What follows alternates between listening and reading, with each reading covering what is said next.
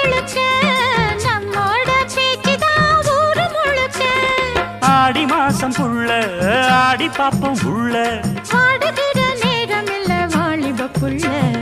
ரெண்டுல நீ ஒன்ன தொடுமாமா இந்த பொண்ணு கிட்ட வெக்கப்படலாமா.